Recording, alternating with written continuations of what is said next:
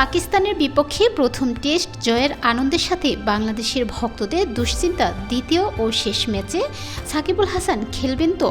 সদ্য সমাপ্ত রাওয়ালপিন্ডি টেস্ট চলাকালীন ঢাকায় হত্যা মামলা হয় সাকিব সহ 156 জনের নামে।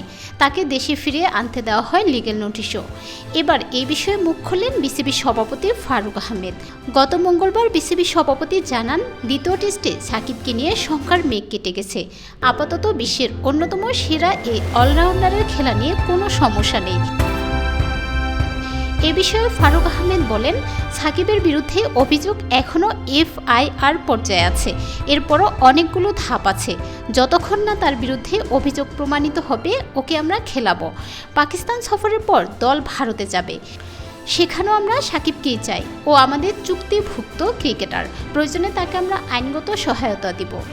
উল্লেখ্য, সদ্য সমাপ্ত রাওয়ালপিন্ডি টেস্ট খেলা চলাকালীন বাংলাদেশের অলরাউন্ডার সাকিবুল হাসানের বিরুদ্ধে হত্যা মামলা হয়েছে। এ নিয়ে চলছে নানা আলোচনা।